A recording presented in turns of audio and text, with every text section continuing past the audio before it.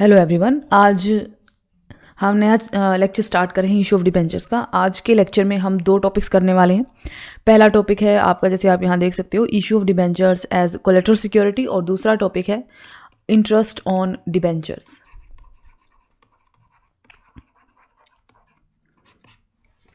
सबसे पहले हम हमारा पहला टॉपिक स्टार्ट कर रहे हैं, issue of debenture as a collateral security. तो कोलेटरल सिक्योरिटी का क्या मतलब होता है? कोलेटरल सिक्योरिटी का मतलब होता है एक सेकेंडरी सिक्योरिटी जो आप प्रिंसिपल सिक्योरिटी के एडिशन में आप जारी करते हो। देखिए, जब भी आप कोई लोन लेते हो, कंपनी जो भी है वो लोन लेती है बैंक से, तो वो उसके बदले में कोई ना कोई सिक्योरिटी देती है। तो कोई अपनी एसेट होती है जो जिसको वो वहाँ पे गिरवी रखवाती है। तो वो जो भी एसेट को वहाँ पे रख रही है, जिसके अगेंस्ट वो ले रही है लोन, उसको हम बोलते हैं प्राइमरी सिक्योरिटी। लेकिन कई बार क्या होता है कि कंपनी को ऐसा कराना पड़ता है कि उस प्राइमरी सिक्योरिटी के अलावा भी उनको एक और सिक्योरिटी देनी पड़ती है, जिसको हम बोलते हैं सेकेंडरी सिक्योरिटी। जिसका क्या फ़ायदा होता है कि अगर मान लीजिए बैंक अगर मान लीजिए कि कंपनी जो है वो नहीं पे कर पाती है अपना लोन, उसकी प्रिंसिपल अमाउंट या इंटरेस्ट, तो उस केस में क्या होता है कि जो कंपनी है वो जो बैंक है वो सबसे पहले उस प्रिंसिपल सिक्योरिटी से अपना जो भी अमाउंट है उसको रिकवर करती है। बट इन केस उस प्रिंसिपल सिक्योरिटी से पूरी अमाउंट उनकी रिकवर नहीं हो पाती है, उस केस में वो बैंक क्या करता है कि जो सेकेंडरी सिक्योरिटी है उसका यूज़ करती है अपनी जो है रिकवरी के लिए।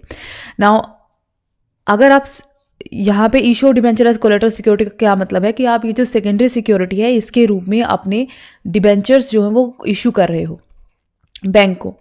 अगर आप बैंक को डिबेंचर्स इशू कर रहे हो, तो डिबेंचर्स अगर आप किसी को भी अगर मान लीजिए डिबेंचर इशू करते हो, आपके डिबेंचर्स को सब्सक्राइब कर रहा है, तो उसको के बदले में इंटरेस्ट मिलता है, ठीक है।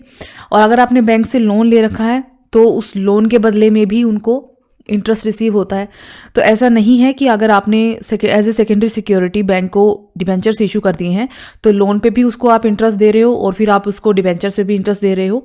जब आप debentures as a secondary security bank को इशू करते हो तो वहाँ पे क्या होता है कि वो डिबेंचर्स हालांकि आपने इशू किए हैं, बस उससे कंपनी के ऊपर कोई इफेक्ट नहीं पड़ता।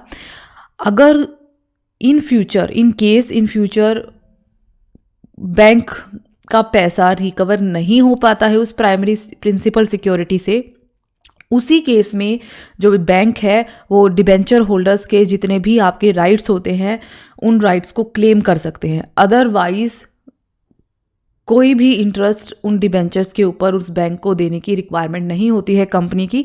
तो उन डिबेंचर्स को इशू करने से कंपनी के ऊपर एटलीस्ट कोई भी फर्क नहीं पड़ता है। तो ये चीज़ होती है जब आप डिबेंचर्स इशू करते हो एज ए कोलेटरल सिक्योरिटी।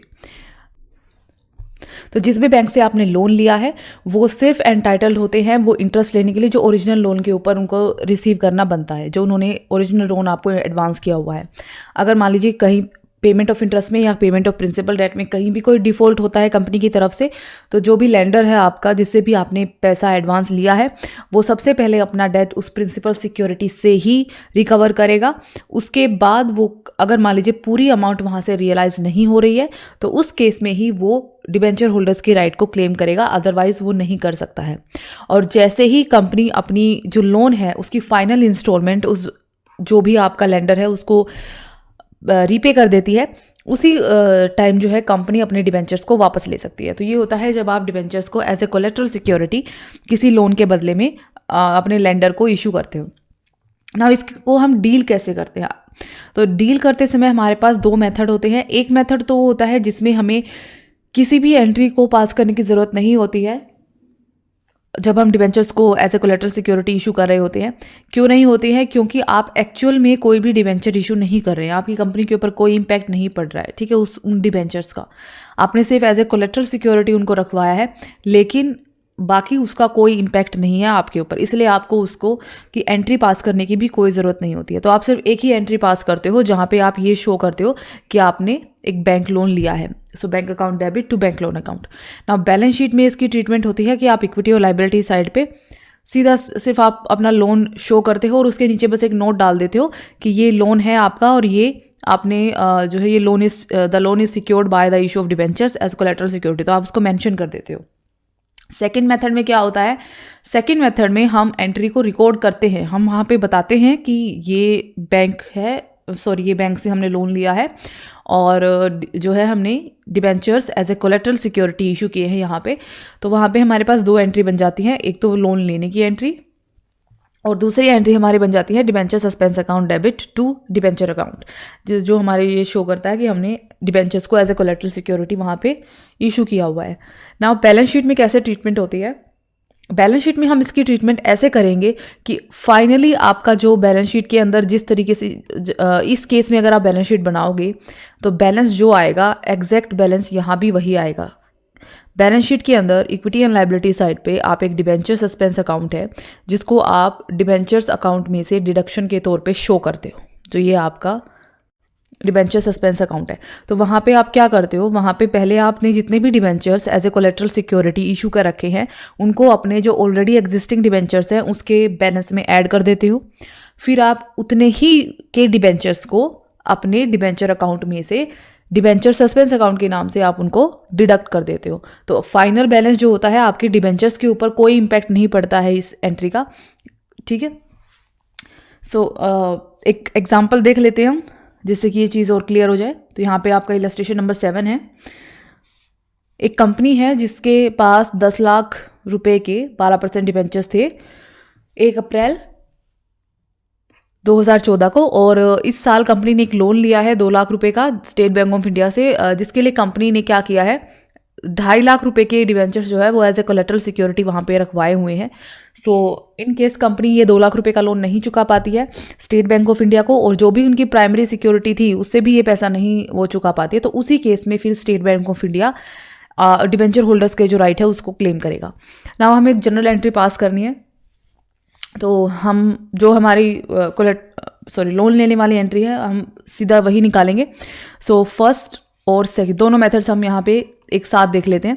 तो फर्स्ट मेथड में क्या था, हमें सिर्फ एक ही एंट्री पास करनी है, bank account debit to bank loan account, कि हमने जो है बैंक से लोन लिया है 2 लाख रुपए का, ठीक है। और क्योंकि अभी जो हमने कोलेटरल सिक्योरिटी के लिए के नाम से जो डिबेंचर्स इशू किए हैं, अभी बैंक डिबेंचर होल्डर के कोई राइट आपसे मांग ही नहीं रहा है, अभी वो कोई चीज़ क्लेम कर ही नहीं सकता, तो उस केस में क्या होता है इन डिबेंचर्स का कोई इम्पैक्ट आपके ऊपर पड़ ही नहीं रहा है। तो एक तरह से ये रियल इशू अभी हुआ ही नहीं है, बस एज ए कोलेटरल सिक्योरिटी आपने वहाँ पे दिखा रखा है। अगर वो बैंक सारी कंडीशन पूरी होने के बाद डिबेंचर होल्डर्स की राइट लेता है तब आपके ऊपर इम्पैक्ट पड़ेगा, क्योंकि तब वो आपके डिबेंचर होल्डर्स बनेंगे, तब आपको जो है इनकी ट्रीटमेंट वो है करनी पड़ेगी अपने अकाउंट्स के अंदर। पर इस वक्त इनका कोई इम्पैक्ट नहीं पड़ रहा है, तो हमें फर्स्ट मेथड के अंदर हमें दिखाने की ज़रूरत ही नहीं है, क्योंकि हमारे डिबेंचर का बैलेंस जो है वो इतना ही शो करेगा 10 लाख रुपए से। अब हम बैलेंस शीट की जब बात करते हैं तो बैलेंस शीट में कैसे ट्रीटमेंट होगी, बैलेंस शीट के अंदर जो आपकी इक्विटी साइड के ऊपर जो आप लॉन्ग टर्म बोरिंग्स दिखाते हो, तो लॉन्ग टर्म बोरोइंग्स में हमारे पास अब 2 चीज़ें हो चुकी हैं, एक तो आपका डिबेंचर्स हैं और एक आपका बैंक का लोन है। तो डिबेंचर्स हमारे पास हैं 10 लाख रुपए के और बैंक का लोन है आपके पास 2 लाख रुपए का, तो ये 12 लाख रुपए की आपकी लॉन्ग टर्म बोरोइंग्स हैं। ऑलराइट, अब हम आ जाते हैं जब आप, अच्छा एक और चीज़ है, जब आप ये बैंक लोन दिखाओगे तो इसके नीचे आपको एक नोट डालना पड़ेगा कि आपने कुछ डिबेंचर्स को एज ए कोलेटरल सिक्योरिटी रखा हुआ है इस लोन के लिए। सेकंड जो मेथड है उसके अंदर हम सबसे पहले जो हमारी ये सेम एंट्री होगी लोन लेने की, बैंक टू बैंक लोन। दूसरी एंट्री जो होगी हमारी वो होगी debentures suspense account debit to जितने की भी डिबेंचर्स है 12% डिबेंचर्स अकाउंट। ये एंट्री होगी आपने कितने के डिबेंचर्स जो है वो कोलेटरल सिक्योरिटी के तौर पे रखवाए हुए हैं 2.5 लाख रुपए के, तो हम 2.5 लाख से इसकी एंट्री कर देंगे। क्योंकि हमने एंट्री की है तो अब हमें इसको बैलेंस शीट के अंदर कैसे शो करेंगे, बैलेंस शीट के अंदर हम ऐसे शो करेंगे कि इक्विटी एंड लायबिलिटी साइड के ऊपर लॉन्ग टर्म बोरिंग्स हमें जो दिखानी है, लॉन्ग टर्म बोरिंग्स हम इस तरीके से दिखाएंगे। जब आप बैलेंस शीट बनाओगे तो लॉन्ग टर्म बोरिंग्स आप दिखाओगे, लॉन्ग टर्म बोरिंग्स इसका टोटल बैलेंस आप दिखाओगे 12 लाख। अब ये लॉन्ग टर्म बोरिंग्स हम निकाली कैसे हैं वो आप नोट्स के अंदर दिखाओगे। तो लॉन्ग टर्म बोरिंग्स हमने कैसे निकाली हैं,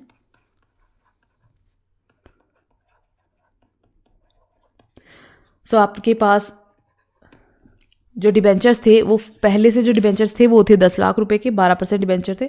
आपने 12% डिबेंचर्स ही और यहाँ पे इशू करे हैं बैंक लोन के लिए 2.5 लाख। तो टोटल बैलेंस हो गया आपका 12,50,000 माइनस यहाँ पे हमने डिबेंचर सस्पेंस अकाउंट को डेबिट किया हुआ है, तो माइनस हम डिबेंचर सस्पेंस अकाउंट से 2.5 लाख ही इसमें से माइनस कर देंगे। तो आप देखोगे कि ये जो बैलेंस है आपका, ये आपका इतना ही आ जाएगा। तो यहाँ कोई इम्पैक्ट नहीं पड़ेगा हमारी बैलेंस शीट के ऊपर। और फिर आप यहाँ पे बैंक लोन अपना शो कर दोगे 2 लाख रुपए से। तो लॉन्ग टर्म बोरिंग्स का आपका जो बैलेंस है वो टोटल मिलके आपका 12 लाख ही आ जाएगा। तो यहाँ देखोगे कि कोई भी फ़र्क नहीं पड़ रहा है इस इशू का, क्योंकि इस इशू के अगेंस्ट जो है सामने वाला जो पर्सन है वो अभी तक डिबेंचर होल्डर्स के राइट को क्लेम ही नहीं कर पाएगा। ना आपको उनको इंटरेस्ट पे करना है, ना कोई और चीज़ है, ना वो आपको कोई मनी दे रहे हैं उन डिबेंचर्स के बदले में। तो ये कुछ भी नहीं हो रहा है, सिर्फ 2.5 लाख के आपने एक तरीके से पेपर के ऊपर आपने ये 2.5 लाख रुपए के डिबेंचर्स उनको इशू किए हैं as a collateral security.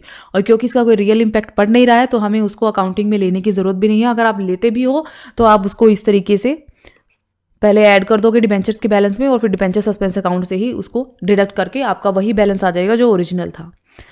Alright, अब हम एक इलस्ट्रेशन और देख लेते हैं, इलस्ट्रेशन नंबर 8। इलस्ट्रेशन नंबर 8 में हमारे पास 3 केसेस दिए हुए हैं। अभी तक हमने ये तीनों केसेस किए हुए हैं कि किस तरीके से आप डिबेंचर्स को इशू कर सकते हो।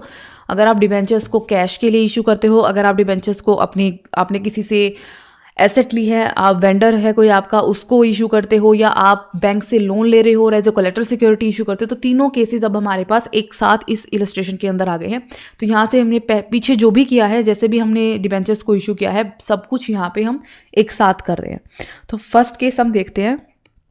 फर्स्ट केस में हमने ये 1 लाख डिबेंचर्स है ए लिमिटेड कंपनी के, इन्होंने इशू करे हैं और 50,000। अब जो फर्स्ट केस है 1 लाख तो टोटल डिबेंचर्स है, लेकिन अलग अलग जो डिबेंचर्स हैं आपके जो फर्स्ट केस से जो रिलेटेड है, 50,000 जो रुपीज़ की जो डिबेंचर्स है इसकी नॉमिनल वैल्यू है ये फॉर कैश आपने इशू करे हैं और 90% पे एट 90% इशू करे हैं।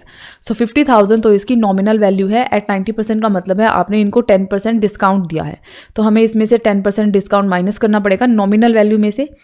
सो ये हो जाएगा आपका, इसमें से आप 10% डिस्काउंट माइनस कर दोगे तो हो जाएगा 5,000 और 45,000 आपका रिमेनिंग बैलेंस, मतलब जो एक्चुअल जो अमाउंट आपको रिसीव हुई है इन डिबेंचर्स के लिए वो हुई है 45,000 रुपीज़। सो हम एंट्री डाल देंगे, बिल्कुल सिंपल सी एंट्री है हमारी। बैंक अकाउंट डेबिट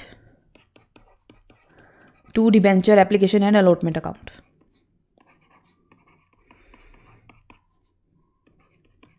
$45,000 पूरी अमाउंट आपको एक साथ मिल गई है इनकी। तो हमें कंपाउंड एंट्री एक ही एंट्री बनानी पड़ेगी, डिबेंचर एप्लीकेशन एंड अलॉटमेंट, हम दोनों को एक साथ ही बना देंगे। सेकंड एंट्री हो जाएगी जब आप इसको डिबेंचर अकाउंट के अंदर ट्रांसफर करोगे तो वहाँ पे आप इसको बाइफरकेट कर दोगे कि किस अकाउंट से रिलेटेड कितना अमाउंट है आपका। So debenture application and allotment account,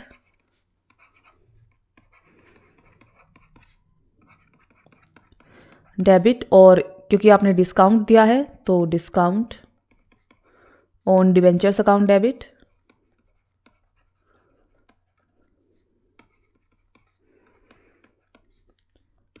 to debentures account. अब इस क्वेश्चन के अंदर हमें रेट नहीं दी हुई है इन डिबेंचर्स की, तो हमें रेट लिखने की जरूरत नहीं है, अदरवाइज हम यहाँ पे वो इंटरेस्ट की रेट हम यहाँ पे जरूर शो करते। सो डिबेंचर एप्लीकेशन अलॉटमेंट अकाउंट में आपके पास 45,000 रुपीज़ है। 5,000 रुपीज़ का आपने डिस्काउंट दिया है और टोटल वैल्यू जो थी इन डिबेंचर्स की वो थी 50,000। ओके, अब हम करते हैं सेकेंड केस जिसमें आपने क्रेडिटर्स को डिबेंचर्स इशू करे हैं capital expenditure in satisfaction of his claim. It means आपने उनसे कोई एसेट परचेज की थी और उस एसेट के बदले में आपने उनको डिबेंचर्स इशू करे हैं। अब आपने जो डिबेंचर्स उनको इशू करे हैं वो करे हैं 20,000 रुपीज़ थे, लेकिन वो उनकी जो नॉमिनल वैल्यू थी वो थी 25,000 रुपीज़ की। सो 25,000 रुपीज़ की नॉमिनल वैल्यू वाले डिबेंचर्स आपने 20,000 रुपीज़ के दिए हैं उनको। इट मीन्स आपने उनसे जो भी एसेट परचेज की होगी उसकी वैल्यू 20,000 रही होगी, क्योंकि आप चाहे डिबेंचर्स को एट पार इशू करो वेंडर को, चाहे आप एट प्रीमियम इशू करो, चाहे आप एट डिस्काउंट इशू करो, जितनी अमाउंट की एसेट आपने उनसे ली है, जितनी अमाउंट की देनदारी आपके उनके प्रति है, उससे कम अमाउंट आप उनको कभी भी पे नहीं कर सकते। तो अगर आप उनको 20,000 रुपये दे रहे हो, इट मीन्स आपने जो भी एसेट परचेज की है वो 20,000 रुपये की थी। तो सबसे पहले हम एसेट को परचेज करने की एंट्री डाल देंगे यहाँ पे, ठीक है। तो अगर ये ए है, मान लीजिए ये आपका बी हो गया सेकेंड केस, इसकी फर्स्ट एंट्री डाल देते हैं हम, फिक्स एसेट्स अकाउंट डेबिट,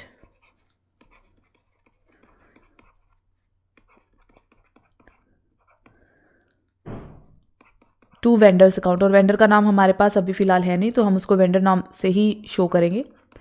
20,000 रुपये की आपने उनसे कोई एसेट खरीदी थी और इस एसेट के बदले में आपने उनको 25,000 नॉमिनल वैल्यू वाले, फेस वैल्यू वाले डिबेंचर्स इशू करे हैं 20,000 रुपये में। तो इसका मतलब है आपने उनको 25,000 वाले डिबेंचर 20,000 में इशू कर दिए, तो आपका डिस्काउंट हो गया यहाँ पे 5,000 रुपये का। तो एंट्री बन जाएगी, वेंडर को आप पेमेंट कर रहे हो तो वेंडर्स अकाउंट डेबिट, फिर discount on debentures account debit,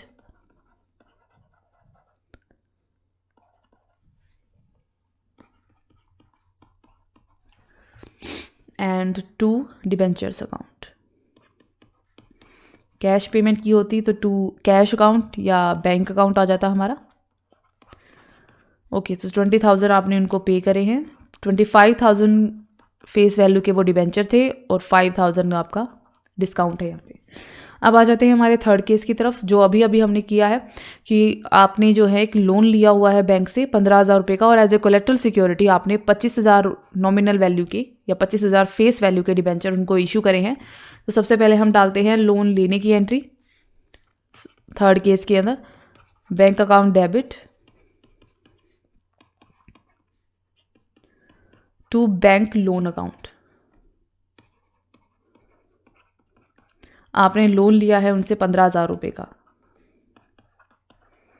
और एज अ कोलेट्रल सिक्योरिटी आपने 25,000 रुपये के डिबेंचर उनको इशू करे हैं। तो डिबेंचर सस्पेंस अकाउंट डेबिट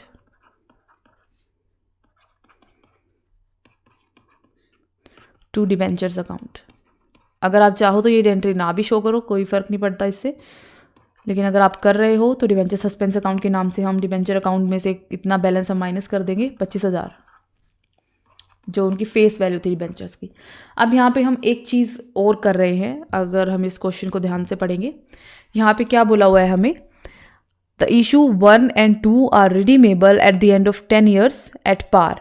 तो ये जो इशू हैं आपके, जो आपने एक कैश के लिए इशू किया था 50,000 फेस वैल्यू के डिबेंचर्स को, और 25,000 फेस वैल्यू के डिबेंचर्स को आपने वेंडर्स को दिया था for consideration other than cash के तौर पर, उनको आप रिडीम करोगे, ठीक है, इन डिबेंचर्स को at the end of 10 years at par. 10 साल के बाद आप उनको एट पार जो है रिडीम कर दोगे इन दोनों कैटेगरी ऑफ डिबेंचर्स को। अब इसमें क्या बोला हुआ है, अब एक चीज़ हम यहाँ पे कुछ नया करेंगे, ये जो डिस्काउंट ऑन डिबेंचर्स है, डिस्काउंट ऑन डिबेंचर्स को आप राइट ऑफ करते हो statement of profit and loss account से। ओके, सो यहाँ पे जब हम इसको राइट ऑफ करेंगे, इसको राइट ऑफ हम कैसे करते हैं, आप इसकी या तो आपको क्वेश्चन के अंदर बोल रखा है कि किस प्रोपोर्शन के अंदर आप इनको राइट ऑफ कर रहे हो, अदरवाइज जितने ईयर में आपको जितने भी ईयर के वो डिबेंचर्स हैं, जब आप जितने भी ईयर्स में आप उन डिबेंचर्स को रिडीम करने वाले हो, उन्हीं डिबेंचर्स से जो हम क्या करते हैं, इक्वल अमाउंट हम उन सारे ईयर्स में जो है डिवाइड कर देते हैं। तो आपके पास जैसे हमने पहले बढ़ा था ये issue of debentures at discount, वहाँ पे हमने देखा था कि हम डिबेंचर्स को राइट ऑफ करते हैं, तो उस केस में हमारे या तो सिक्योरिटीज़ प्रीमियम अकाउंट से आप राइट ऑफ कर सकते हो या स्टेटमेंट ऑफ P&L अकाउंट से राइट ऑफ कर सकते हो। उसकी एंट्री हमारी बन जाती है सिक्योरिटीज़ प्रीमियम अकाउंट डेबिट या statement of profit and loss account debit to discount और loss on issue of debenture, क्योंकि ये हमारे लिए लॉस होता है, फर्म के लिए कैपिटल लॉस होता है discount on issue of debenture. इसको हमें अब राइट ऑफ करना है। तो राइट ऑफ कैसे करेंगे, सबसे पहले आप डिस्काउंट की अमाउंट देख लो, 5,000 रुपये तो ये हैं डिस्काउंट के, और दूसरा आपका 5,000 रुपये का डिस्काउंट ये है। तो टोटल आपकी डिस्काउंट की अमाउंट जो बन रही है वो बन रही है 10,000 रुपये की। और आप 10 साल के लिए ही ये डिबेंचर्स हैं, दोनों टाइप के डिबेंचर्स। तो आपकी 1 साल में, अगर आप 10 साल में रिडीम करोगे तो, और हर साल इक्वल अमाउंट आप राइट ऑफ करोगे P&L अकाउंट से, तो हर साल आप 1,000 रुपये की अमाउंट राइट ऑफ करोगे P&L अकाउंट से। तो अभी हमें पता चल गया कि हमें कितने अमाउंट को राइट ऑफ करना है।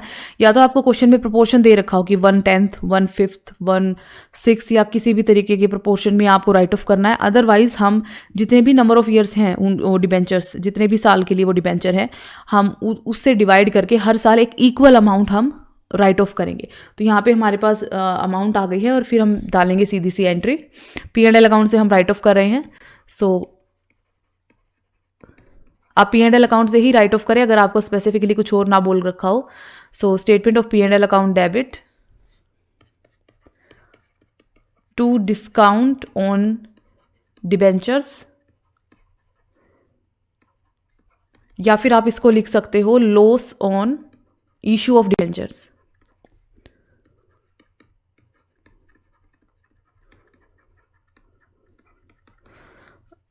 तो हम हर साल यहाँ पे 1,000 रुपये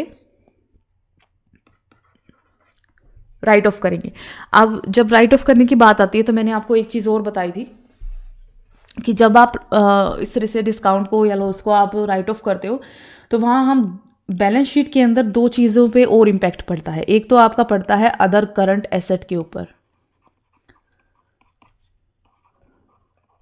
और एक आपका असर पड़ता है अदर नॉन करंट एसेट के ऊपर। वहाँ हम कैसे ट्रीटमेंट करते हैं, जितनी अमाउंट की आपने P&L अकाउंट से राइट ऑफ किया है इक्वल अमाउंट का आप अदर करंट एसेट के अंदर बैलेंस शो करते हो, और इन दोनों बैलेंसेस को टोटल में से डिडक्ट करके जो बचता है उसको हम अदर नॉन करंट एसेट के अंदर शो करते हैं। तो आपका टोटल जो बैलेंस था डिस्काउंट का, लॉस का, वो था 10,000 रुपये। 10,000 में से 1,000 तो आपने राइट ऑफ कर दिए और 1,000 हमने ये अदर करंट एसेट में शो करे हैं। बाकी का जो बैलेंस बच गया वो बच गया आपका 8,000। ये 8,000 आपके शो होंगे अदर नॉन करंट एसेट में जब आप बैलेंस शीट बनाओगे।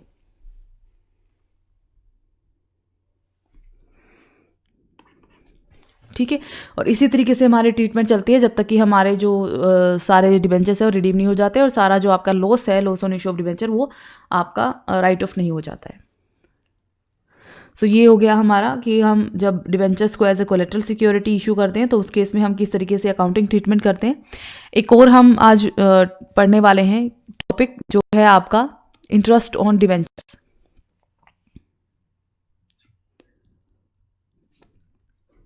डिबेंचर के ऊपर जो आपका इंटरेस्ट होता है, जो आपको पे करना होता है, उसे हम किस तरीके से पे करते हैं। तो डिबेंचर्स के साथ आपको पता है एक रेट ऑफ इंटरेस्ट उसके आगे लगी होती है, 15%, 10% या जो भी होती है, ये उसकी कूपन रेट या उसकी इंटरेस्ट रेट होती है जो आप कंपनी को पे करना होता है। ये इंटरेस्ट जो होता है वो यूजुअली जो है वो हाफ ईयरली पे होता है, हर 6 मंथ में ही इसको पे किया जाता है, और ये प्रॉफिट्स के अगेंस्ट चार्ज के तौर पे होता है, राइट। और जो भी आपकी रेट होती है, जैसे कि मैंने बताया, वो आपकी डिबेंचर्स के आगे ही लगी होती है, प्रीफिक्स्ड होती है उनके आगे। इनकम टैक्स एक्ट इसके बारे में बोलता है that a company is required to deduct income tax at the prescribed rate from the gross amount of debentures interest before any amount is paid to the debenture holders and deposit it in government account on behalf of the debenture holder. तो companies act, income tax act क्या बोलता है कि company को ये क्या करेगी कि वो जो इनकम टैक्स है, जो भी आपकी डिबेंचर्स की प्रिस्क्राइब्ड रेट है इनकम टैक्स की, उसको आपके जो ग्रोस डिबेंचर्स की जो ग्रोस अमाउंट है, उसकी जो इंटरेस्ट रेट है, उसमें से डिडक्ट करेगी, जिसको हम बोलते हैं टैक्स डिडक्टेड एट सोर्स। जैसे हमें जो सैलरी वगैरह मिलती है उसमें से भी एक TDS कटता है, तो सैलरी हमारे पास आने से पहले जो नेट अमाउंट हमारे पास आती है, उससे पहले जो सैलरी की ग्रोस अमाउंट होती है उसमें से हम कुछ टैक्स हमारा काट लिया जाता है पहले ही, और बाकी बची हुई अमाउंट हमें मिलती है। सेम वही प्रोसीजर होता है आपका डिबेंचर के इंटरेस्ट के साथ। तो आपका डिबेंचर का इंटरेस्ट जो होता है वो आपको TDS कटने के बाद आपका मिलता है। तो जो उसकी कोई भी जो भी प्रिस्क्राइब्ड रेट होती है उसके अकॉर्डिंग आप उस इंटरेस्ट में से वो टैक्स की अमाउंट काट लोगे, कंपनी काटेगी, और बाकी की अमाउंट डिबेंचर होल्डर्स को पे की जाएगी। और जो टैक्स की अमाउंट है वो जो गवर्नमेंट को पे करनी है वो डिबेंचर होल्डर के बिहाफ पे कंपनी गवर्नमेंट अकाउंट के अंदर ट्रांसफ़र कराएगी। जैसे सैलरीड होते हैं जो गवर्नमेंट एम्प्लॉय होते हैं उनके साथ भी ऐसे होता है, सैलरी मिलने से पहले आपका टैक्स काट लिया जाता है, बाकी सैलरी आपको मिल जाती है। जो टैक्स आपका काटा गया है वो गवर्नमेंट के अकाउंट में जो जमा कराया जाता है, वो जो भी आपका एम्प्लॉयर होता है, कहीं भी आप काम कर रहे हो, जिस भी गवर्नमेंट कंपनी में या गवर्नमेंट इंस्टीट्यूशन में आप काम कर रहे हो, वो इंस्टीट्यूशन गवर्नमेंट के अकाउंट में वो टैक्स की अमाउंट जो है वो जमा कराता है। तो सेम वही चीज़ होती है आपके डिबेंचर इंटरेस्ट के साथ। अब एक चीज़ होती है अक्रूड इंटरेस्ट जो कि डिबेंचर्स पे अक्रूड होता है, उसकी कैसे ट्रीटमेंट की जाती है, उसके हम यहाँ पे 2 केसेस पढ़ेंगे। फर्स्ट केस होता है interest accrued and due, accrue भी हुआ है इंटरेस्ट और ड्यू भी है। और दूसरा केस होता है जहां पे interest accrued but not due.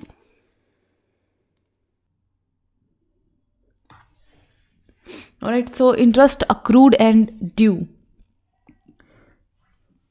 मतलब जो इंटरेस्ट आपका एक्यूमुलेट अभी तक होता गया है और आपका वो ड्यू भी है, लेकिन एक इंटरेस्ट ऐसा है जो अक्रू तो हो रहा है लेकिन अभी तक ड्यू नहीं है, मतलब अभी तक आपको उसको पे करने की लायबिलिटी अभी तक वो आई नहीं है, ओब्लिगेशन अभी आया नहीं है। सो फर्स्ट केस देख लेते हैं हम, जहाँ पे है आपका interest accrued and due. If A company page interest on debentures half yearly आप पे करते हो, एक बार 30 जून को पे कर रहे हो, एक बार 31 दिसंबर को पे कर रहे हो। While preparing the balance sheet on 31 March 2014, if the interest for the period ending 31 December 2013 remains unpaid, it will be called interest accrued and due. Alright, so हम एक बार मान के चलते हैं कि हम 1 अप्रैल 2013 से 31 मार्च 2014 की यहाँ पे बात कर रहे हैं, और बीच में हम 30 जून और 31 दिसंबर इसमें हम बात कर रहे हैं कि हम इसमें अपना जो है इंटरेस्ट वो पे करते हैं। अब ये बोल रहा है कि मान लीजिए कि आपने जो है कंपनी ने इंटरेस्ट जो है वो 30 दिसंबर 2013 वाला पे नहीं किया है, वो अनपेड रह गया है, तो इसका मतलब वो इंटरेस्ट अक्रू तो हुआ ही है क्योंकि वो एक्यूमुलेट हो रहा है आपको, और वो ड्यू भी है क्योंकि अभी वो आपका देना बनता है, ठीक है, क्योंकि वो ड्यू हो चुका है, अब आपको उसको पे करना है अगर आपने उसको पे नहीं किया है अभी तक। लेकिन दूसरे केस में क्या है कि अगर इफ़ कंपनी सेम सिचुएशन है, हाफ ईयरली आप पे करते हो, 30 जून को पे करते हो, 31 दिसंबर को, और बैलेंस शीट आप वही 31 मार्च 2014 को बना रहे हो, तो so the interest for the period from 1 Jan 2014 to 31 March 2014 will be called interest accrued but due. ये अक्रू तो हो रहा है पर ड्यू नहीं है। क्यों ड्यू नहीं है? क्योंकि आप 2 बार साल में 2 बार आप इंटरेस्ट को पे करते हो। एक बार आप पे करते हो 30 जून को और एक बार आप पे करते हो 31 दिसंबर को। अब अगर आपने 1 जनवरी 2014 से लेकर 31 मार्च 2014 तक का इंटरेस्ट नहीं दिया है, लेकिन आपने 1 जनवरी से पहले का सारा इंटरेस्ट पे कर दिया, यानी आपने पिछली 31 दिसंबर को एक इंस्टॉलमेंट जो पहले वाली इंस्टॉलमेंट है वो दे दी होगी। 31 दिसंबर के बाद आप इंटरेस्ट कब पे करते हो? 30 जून को, और अभी तक सिर्फ कौन सी डेट आई है? 31 मार्च, यानी अगली 30 जून आने तक अभी आपका इंटरेस्ट अक्रू तो है लेकिन वो ड्यू नहीं है। वो ड्यू कब होगा? जब ये 30 जून की डेट आएगी। जबकि इस केस में क्या था कि आपने 31 दिसंबर वाला अभी तक पे नहीं किया था, तो इसका 31 दिसंबर को ही आपको पे करना था और आपने 31 दिसंबर को पे नहीं किया, तो ये आपकी क्या हुई है? ड्यू हो चुका है। अगर आप 31 दिसंबर को ये इंस्टॉलमेंट पे कर चुके होते तो नेक्स्ट टाइम वो ड्यू होता जून में, लेकिन आपने अगर दिसंबर वाला पे नहीं करा है तो ऑब्वियस सी बात है कि आपका दिसंबर वाला अभी ड्यू हो चुका है। ठीक है, इसी तरीके से अगर मान लीजिए आप 31 मार्च की बजाय यहाँ पे जुलाई की बात कर रहे होते, तो जुलाई वाले केस में अगर जून वाला आपने पे नहीं किया है तो जून वाला ड्यू हुआ होता आपका। तो ये होता है इंटरेस्ट अक्रूड एंड ड्यू। 2 बार आप इंटरेस्ट पे कर रहे हो, एक तो जून में पे कर रहे हो, एक दिसंबर में पे कर रहे हो। तो सीधी सी बात है, अगर मान लीजिए आपने 31 दिसंबर 2013 को इंटरेस्ट नहीं पे किया है और हम आ गए हैं अब 2014 में, तो ऑब्वियस सी बात है जो आपका इंटरेस्ट है वो आपका ड्यू है, अभी आपको उसको पे करना, वो आपकी लायबिलिटी बनी हुई है, वो ड्यू हो चुका है आपका, उसको पे कर दो। ठीक है, अगली जून तक क्यों जाना है? वो दिसंबर वाला ही आपका ड्यू है। लेकिन अगर मान लीजिए दिसंबर वाला आप 31 दिसंबर 2013 वाला पे कर दिया है और हम 31 मार्च 2014 में ही पहुंचे हैं, तो पिछली वाली जो इंस्टॉलमेंट आपकी बनती थी इंटरेस्ट की वो आप पे कर चुके हो। नेक्स्ट आपकी ड्यू कब होगी? जब जून आएगी, लेकिन अभी तक जून आई नहीं है, तो इंटरेस्ट आपका अक्रू तो है लेकिन आपका ड्यू नहीं है। ड्यू कब होगा? जून में। तो 2 ही बार ड्यू होगा, या तो जून में ड्यू होगा या आपका दिसंबर में ड्यू होगा। अगर जून वाला आप पे कर चुके हो और दिसंबर अभी तक नहीं आया है तो अभी तक आपका नोट ड्यू है। अगर आप जून वाला पे कर चुके हो, जनवरी आ चुका है और दिसंबर का आपने पे नहीं किया है, तो ये आपका अक्रू है और ड्यू है। ठीक है, तो इस तरीके से होता है आपका अक्रूड इंटरेस्ट की ट्रीटमेंट। और दोनों ही केसेस में, चाहे आपका इंटरेस्ट अक्रूड एंड ड्यू हो, चाहे interest accrued but not due हो, दोनों ही केसेस में आपको दोनों को ही करंट लायबिलिटीज के अंदर शो करना पड़ेगा बैलेंस शीट के अंदर। अब हम इसकी कुछ जनरल एंट्रीज देख लेते हैं कि किस तरीके, जो हमने टैक्स डिडक्टेड एट सोर्स पढ़ा है ऊपर कि टीडीएस कटता है, कैसे वो टीडीएस कटता है। तो देखो, सबसे पहले जब आप इंटरेस्ट ड्यू करते हो तो वहाँ पे क्या आएगा, interest on debentures account debit to debenture holders account. तो डिबेंचर होल्डर्स अकाउंट के अकाउंट में हम इंटरेस्ट की अमाउंट जो है उसको ऐड करें तो उनका बैलेंस जो है वो बढ़ जाता है, तो हमने उसको क्रेडिट कर दिया। एंड टू टीडीएस, ठीक है, तो टोटल इंटरेस्ट की जो अमाउंट है वो हो जाएगी, मान लीजिए जो भी आपकी टोटल इंटरेस्ट की अमाउंट बनती है उसमें से कुछ पैसा टीडीएस का काट लेंगे, कुछ पैसा डिबेंचर होल्डर्स को के अकाउंट में डाल देंगे। तो यहाँ आएगी आपकी टोटल अमाउंट, यहाँ जो हम डिबेंचर होल्डर्स के अकाउंट में डाल रहे हैं और यहाँ जो उसमें से टीडीएस काट रहे हैं।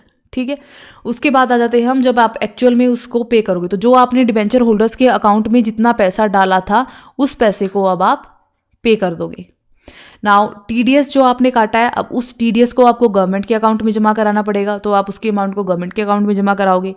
और उसके बाद आप क्या करोगे, डिबेंचर इंटरेस्ट को स्टेटमेंट ऑफ P&L अकाउंट में आपको हर साल के आखिर में उसको ट्रांसफर करना पड़ेगा। तो उसकी एंट्री बनेगी statement of P&L account debit to interest, क्योंकि ये इंटरेस्ट कंपनी का एक्सपेंस है तो P&L अकाउंट के डेबिट साइड पे शो होगा, P&L अकाउंट डेबिट होगा इससे, तो एंट्री बन जाएगी आपकी statement of P&L account debit to interest account. तो ये हमारी कुछ सिंपल सी एंट्री थी। सबसे पहले एंट्री में हम क्या करेंगे, इंटरेस्ट की जो अमाउंट है उसको डिबेंचर होल्डर्स के अकाउंट में डालेंगे, लेकिन क्योंकि हम टीडीएस काट रहे हैं तो टोटल अमाउंट हम यहाँ डालेंगे, जो इनको मिलेगी वो इनके अकाउंट में, और जो टीडीएस की कटनी है वो उस अकाउंट में चली जाएगी। ठीक है, फिर हम डिबेंचर होल्डर को उनका पैसा पे कर देंगे, गवर्नमेंट को उनका पैसा दे देंगे, और आखिर में अपने अकाउंट्स के अंदर P&L अकाउंट में हम डेबिट साइड में शो करेंगे कि इतनी इंटरेस्ट की जो अमाउंट है वो कंपनी ने पे करी है। एक इलस्ट्रेशन देख लेते हैं अब इस चीज़ को और अच्छे से समझने के लिए। एक्स लिमिटेड है, उसने 5000 के डिबेंचर्स इशू करे हैं, 12% उसकी रेट है, 100 रुपये का एक डिबेंचर, ये फेस वैल्यू है उसकी, 1 अप्रैल 2014 को at par, redeemable at premium 5%। आप 5% पे रिडीम कर रहे हो, इट मीन्स ये आपका क्या कहते हैं इसको, अगर आप 5% पे रिडीम कर रहे हो, अगर आप एट पार इशू करते हो डिबेंचर्स को और एट प्रीमियम आप उनको अगर रिडीम कर रहे हो, इट मीन्स वो आपका लॉस होता है। इसकी एंट्री भी आगे आ जाएगी। ठीक है, तो हम इसको बोलते हैं loss on issue of debenture. जैसे कि मैंने पहले बताया था आपको कि रिडम्पशन की जो जितनी भी आपकी शर्तें होती हैं, जितनी भी जो भी कंडीशंस होती हैं, वो सारी की सारी आपकी इशू के टाइम पे डिसाइड कर लेते हो आप। तो अगर आपने ये डिसाइड कर रखा है कि आप एट प्रीमियम रिडीम करोगे, यानी आपने 10,000 रुपये के तो लिए थे डिबेंचर इशू करके और आप उनके बदले में 15,000 दे रहे हो, तो जो 5,000 है वो कंपनी के लिए लॉस होता है। तो हम उसको कहते हैं loss on issue of debenture, इस चीज़ को भी। या इसको फिर हम क्या करते हैं, इशू के टाइम पे ही हम इस लॉस की एक एंट्री बना देते हैं, जो अब अभी हम करेंगे, जो अब आप देखोगे। देन उसके बाद क्या हो रहा है कि आप इंटरेस्ट जो है वो डिबेंचर्स पे हाफ ईयरली पेड कर रहे हो, ओके, फिर एक बार 30 सितंबर को पे करते हो, एक बार 31 मार्च को पे करते हो। आपको जनरल एंट्रीज पास करनी है for the year ended 31 March 2015, assuming income tax is deducted at 20% on the amount of interest. तो कहाँ से हम स्टार्ट करेंगे, 1 अप्रैल 2014 से, और 31 मार्च 2015 तक हम जितनी भी आपकी ये हाफ ईयरली जो भी है इंस्टॉलमेंट बनती हैं इंटरेस्ट की, ये आप पे करोगे और इन पे टीडीएस लगाओगे, और आखिरी में लास्ट में जाके हम इसको P&L अकाउंट में जो है शो करेंगे। ना सबसे पहले एंट्री हम बना देते हैं कि आपने जो इशू करी है, तो सबसे पहले बैंक अकाउंट डेबिट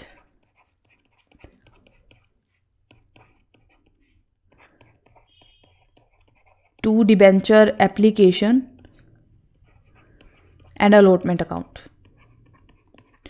आपने 5,000 रुपये 5,000 डिबेंचर जिसकी फेस वैल्यू 100 रुपये थी एट पार इशू करे हैं, तो इसका मतलब है आपने 5 लाख रुपीज़ के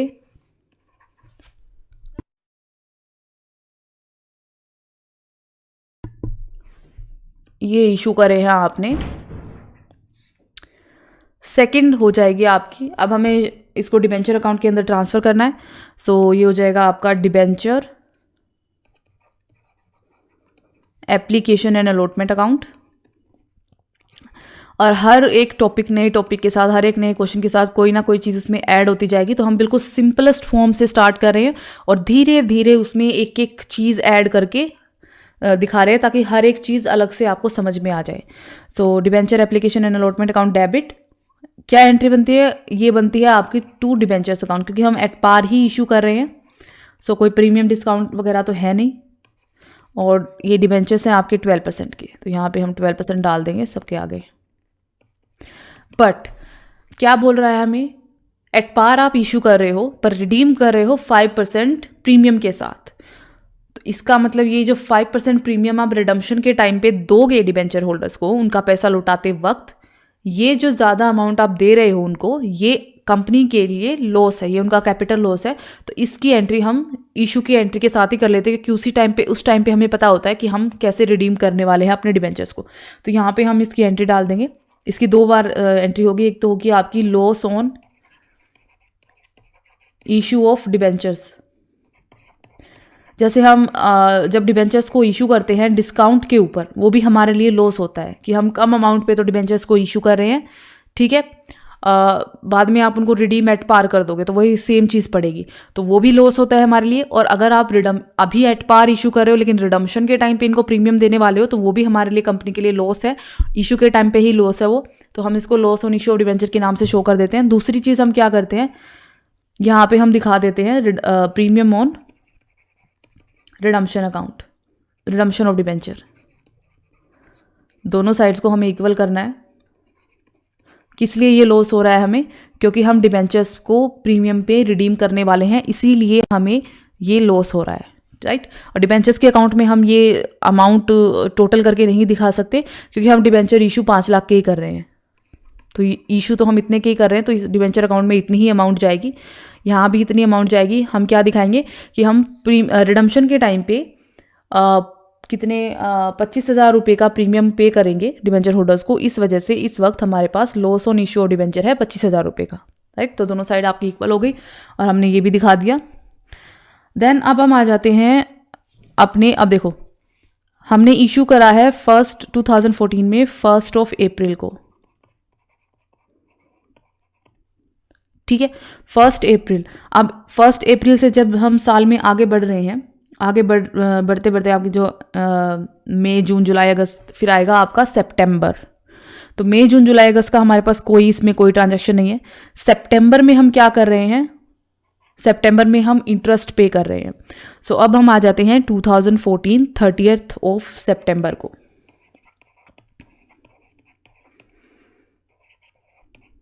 अब हमें इंटरेस्ट पे करना है। सो इंटरेस्ट पे करना है और उस पर हमें टीडीएस की अमाउंट दे रखी है। तो इंटरेस्ट की जो 2 एंट्रीज हमने की थी, ये entries, interest on debenture to debenture holder to TDS and debenture holder to bank, ये दोनों की दोनों हम डालेंगे। इसके साथ साथ हम क्या करेंगे, हम टीडीएस को गवर्नमेंट को भी उसी टाइम के ऊपर पे कर देंगे। बट ये जो लास्ट एंट्री है आपकी ट्रांसफ़र करने की इंटरेस्ट को पीएनएल अकाउंट में, ये हम हमेशा करते हैं eight the end of the year. ये साल के आखिर में एंट्री होगी। दोनों जो जैसे 30 सितंबर को और जो दूसरी भी अब आप इंटरेस्ट की वो भरोगे 31 मार्च को, उन दोनों के बाद हम उन दोनों की जो टोटल अमाउंट होगी इंटरेस्ट की, उसको हम एक साथ साल के आखिर में पीएनएल अकाउंट के अंदर ट्रांसफर कर देंगे। सो डालते हैं हम अब इंटरेस्ट पे करने की एंट्री। तो 30 सितंबर को हम इंटरेस्ट पे कर रहे हैं। एंट्री बन जाएगी आपकी interest on debentures account debit to debenture holders account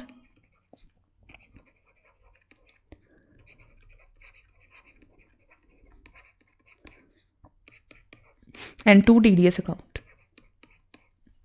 so total जो इंटरेस्ट हमें पे करना है वो करना है, इंटरेस्ट आपका है 12%, ठीक है। और डिबेंचर जो आपने इशू करे हैं वो करे हैं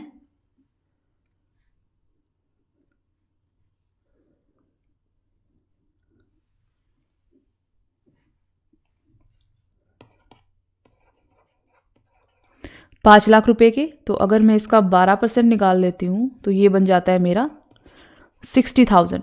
तो ईयर का पूरे साल का जो आपका इंटरेस्ट है 1 साल का वो है 60,000। इसको आप 2 इंस्टॉलमेंट में पे कर रहे हो, तो फर्स्ट इंस्टॉलमेंट में 30,000 और सेकेंड इंस्टॉलमेंट में आप 30,000 पे करोगे। ठीक है, तो अभी यहाँ पे हमारा टोटल इस इंस्टॉलमेंट का जो आप 30 सितंबर को पे कर रहे हो फर्स्ट आपकी, उसका जो आपका टोटल बैलेंस है वो है 30,000, जिसका 20% आप TDS पे कर रहे हो, तो इसका 20% हम निकालेंगे, वो हो जाएगा आपका 6,000। यानी बाकी का जो 24,000 है ये आप डिबेंचर होल्डर्स को पे करोगे। अब हम डिबेंचर होल्डर्स को उनका इंटरेस्ट पे कर देते हैं। So debenture holders account debit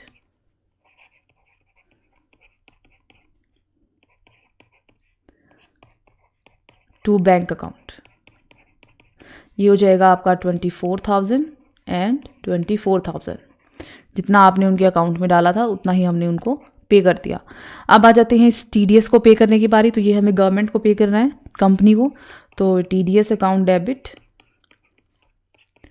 to bank account, government के बैंक अकाउंट में हम ट्रांसफर कर देंगे। कितना? 6,000 रुपये। इंटरेस्ट पे हो गया, यहाँ पे हो गया ख़त्म। अब हम आ जाते हैं नेक्स्ट डेट के ऊपर, जब हमें इंटरेस्ट को पे करना है। नेक्स्ट डेट है आपकी 31 मार्च। अब सितंबर आ गई, फिर अक्टूबर, नवंबर, दिसंबर, जनवरी, फरवरी एंड देन मार्च। वो मार्च आएगी आपकी 2015 को।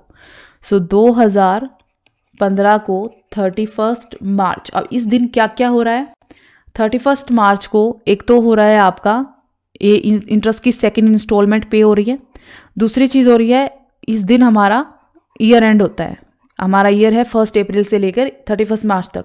तो हमारा फर्स्ट ईयर स्टार्ट हुआ था 1 अप्रैल 2014 से, और अब वो एंड हो रहा है 31 मार्च 2015। ये हमारा अकाउंटिंग ईयर है। ठीक है, कई बार मैंने देखा है जो जब भी हम क्वेश्चंस करते हैं तो उसमें कन्फ्यूजन जो होती है वो होती है कि कई ट्रांजैक्शंस में तो आपको अकाउंटिंग ईयर को लेना होता है कंसिडरेशन में, और कई बार आपका जो है उसको जो नॉर्मल हमारा ईयर होता है जनवरी से लेकर दिसंबर तक, सेम क्वेश्चन के अंदर आपको उन दोनों ही ईयर्स को कंसिडरेशन में लेके चलना पड़ता है। तो अकाउंट्स बनाते समय डेट्स की बहुत ज़्यादा कन्फ्यूजन हो जाती है। तो यहाँ पे हम बिल्कुल क्लियर होके चलेंगे कि कौन सी डेट को कौन सी चीज़ हो रही है, और हम कब अकाउंटिंग ईयर की बात कर रहे हैं और कब हम अपने नॉर्मल ईयर की बात करें। तो हमारा देखो, जब भी आप एंट्री करते हो तो उसमें 2014, 2015 लिखते हो। 2014 में हुए ट्रांजेक्शन्स को आप डेट्स को उसमें डाल देते हो, लेकिन अकाउंटिंग ईयर को हमेशा ध्यान में रख के चलना है कि अकाउंटिंग ईयर हमारा कब से कब तक का है। इस यहाँ पे हमारा अकाउंटिंग ईयर है 1 अप्रैल से स्टार्ट होता है और 31 मार्च को ख़त्म हो जाता है। तो 1 अप्रैल 2014 हमने स्टार्ट किया था, जब हमने क्या किया था, डिबेंचर्स को इशू किया था, और ये सिर्फ 1 साल के लिए ही इशू हुए थे आई गेस। तो उसी अकाउंटिंग ईयर में अब यहाँ पे जो ईयर है हमारे फाइनेंशियल ईयर, वो तो है 2, एक तो है 2014 और एक है 2015। लेकिन हमारा जो अकाउंटिंग ईयर है वो सिर्फ एक है, 1 अप्रैल 2014 से लेकर 31 मार्च 2015 तक, ये ध्यान रखना। तो इसी के बीच में आपका एक सितंबर में इंस्टॉलमेंट पे होगी और एक आपकी मार्च में पे होगी। ठीक है, तो 31 मार्च वाले इंस्टॉलमेंट को हम पे करें। सबसे पहले हम क्या करेंगे, इंटरेस्ट सेम एंट्री बनाएंगे हम, interest on debentures account debit to debenture holders account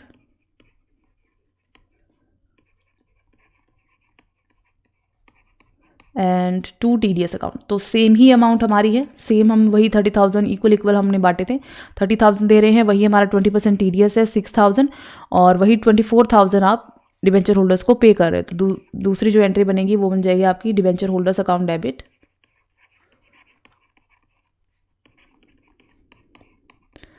to bank account 24,000 and वही TDS account debit to bank account 6,000। अब साल के आखिर में हमें इंटरेस्ट का पैसा P&L अकाउंट में चार्ज करना होता है, और ये जो इंटरेस्ट का पैसा हम P&L अकाउंट में चार्ज करते हैं ये टोटल इंटरेस्ट होता है जो कंपनी पे कर रही है। अब चाहे इस इंटरेस्ट में से 24,000 डिबेंचर होल्डर के पास जा रहे हों, चाहे 6,000 TDS के नाम से जा रहे हो, पर कंपनी तो ये दोनों ही अमाउंट पे कर रही है। तो कंपनी के पास से तो टोटल 30,000 ही जा रहा है। तो कंपनी के P&L अकाउंट में जो हम डालते हैं वो टोटल अमाउंट ऑफ इंटरेस्ट ही हम उसमें डालते हैं। अब ये ईयर के एंड में होता है। अब इस क्वेश्चन के अंदर यहाँ पे जो हमें बता रखा है, इसके अकॉर्डिंग ईयर के लास्ट डे पे ही 31 मार्च को ही आपने दूसरी इंस्टॉलमेंट पे करी है। अगर आपने ये इंस्टॉलमेंट मान लीजिए फरवरी में या जनवरी में या दिसंबर में अगर मान लीजिए पे की होती, तो तब भी आप जो टोटल इंटरेस्ट है दोनों इंस्टॉलमेंट का, उसको आप 31 मार्च 2015 जब भी हमारा अकाउंटिंग ईयर ख़त्म हो रहा है उस डेट को ही आप P&L अकाउंट में ट्रांसफ़र करते। तो अभी हम कर लेंगे 31 मार्च को ही एंट्री बन जाएगी हमारी statement of P&L account debit to interest on debentures account. तो टोटल इंटरेस्ट जो था हमारा दोनों इंस्टॉलमेंट का वो था आपका 60,000 रुपीज़। तो टोटल इंटरेस्ट हमने P&L अकाउंट में ट्रांसफ़र कर दिया है। तो इस तरीके से हम करते हैं जब हमें इंटरेस्ट कैसे आप उसको कैसे उसके अकाउंटिंग ट्रीटमेंट करोगे, TDS कैसे कट रहा है उसके ऊपर, अक्रूड एंड ड्यू का क्या चक्कर होता है, कब अक्रूड और ड्यू होता है और कब अक्रू तो होता है पर ड्यू नहीं होता है। ठीक है, तो ड्यू तो तभी होगा जब जिस डेट को पे करना था वो निकल चुकी है और दूसरी डेट अभी आई नहीं है, तब वो ड्यू हो जाएगा। लेकिन जब पे करना था डेट निकल चुकी है, आपने उसका पे कर दिया था, नेक्स्ट डेट आने से पहले ड्यू नहीं होगा। ठीक है, तो ये आज का लेक्चर हम यहीं पे ख़त्म करते हैं। अब हम नेक्स्ट लेक्चर में मिलेंगे और नेक्स्ट लेक्चर में हम एक रिडम्पशन ऑफ डिबेंचर्स का एक छोटा सा इंट्रोडक्शन सा लेंगे कि जब आप डिबेंचर्स को रिडीम करते हो तो कौन सी एंट्रीज की जाती हैं। साथ ही साथ हम उसमें ये देखेंगे कि इशू और डिबेंचर दोनों, क्योंकि इशू करते समय ही आपका जो है रिडम्पशन का सारे कंडीशन आपको पता होती है कि कैसे आप रिडीम करोगे, एट पार एट प्रीमियम कैसे रिडीम करोगे। तो फिर हम देखेंगे कुछ कॉम्बिनेशंस कि आपने इशू ऐसे किया है और रिडम्पशन ऐसे किया है तो किस तरीके से एंट्री बनेगी, issue at par, redemption at par, issue at par, redemption at premium, या issue at premium, redemption at par. तो इस तरीके के हम कुछ केसेस देखेंगे। बहुत ही इंपॉर्टेंट, बहुत ही इंटरेस्टिंग लेक्चर होगा। सो अब मिलते हैं हम नेक्स्ट लेक्चर में। Thank you so much.